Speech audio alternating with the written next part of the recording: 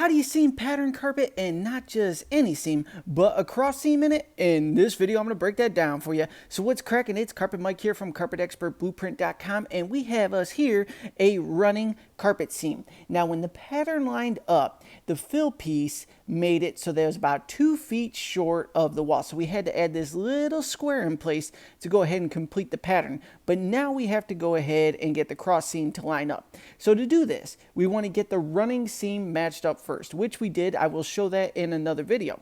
Once it's matched up, we need to get all this down to manageable sections so everything lines up on the cross seam. So that's how the pattern is going to hit from side to side and running lengthwise. So for me, I always say line up the length first and then pray that that cross seam lines up. Now, a couple key points. It depends on the pattern you're working with, but this is one busy, chaotic pattern. So have that cross seam land somewhere where it's super busy and it's going to be easy to blend in as well.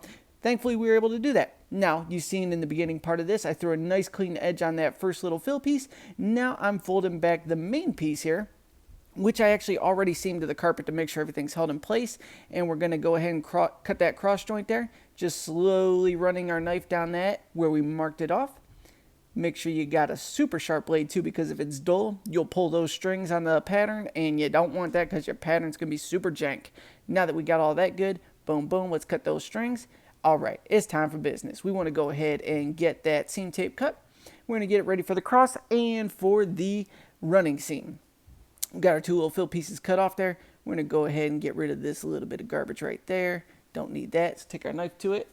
Now that we got that little piece out of the way there, let's go ahead and get ready to burn this together. So everything's lined up, good, everything checks out. We're going to go ahead and put the seam tape under the cross joint, under the running joint, and burn this baby together. So we got our seam iron warming up over to the side. You can't see it in the clip right here.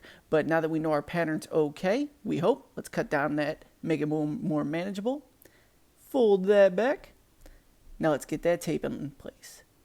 Now, when the tape's lined up, you want it halfway under the running piece and halfway under the fill piece. Get a good even burn on that there.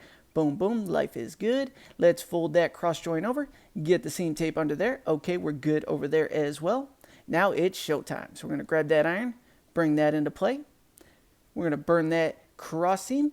And once we burn this, we're going to make sure the pattern's all lined up, because we already know the running pattern's running on point. But we want to get that cross joint burned now. Let it cool for about 10 minutes. Then we're going to go ahead and burn the running pattern. And once that dries after 10 minutes, boom, we can go ahead and stretch everything in, have a phenomenal pattern. Now, if you're going to run into trouble installing patterns, just don't sell them. It's as simple as that. And if you can't get out of not selling it, place those seams somewhere where they're going to be appropriately hidden if you think they're going to give you trouble. Now, if you have any questions about the carpet and flooring industry, you know to go ahead and drop those comments down below. As always, I truly appreciate you tuning into this. Thank you so much, and I'll see you in the next video.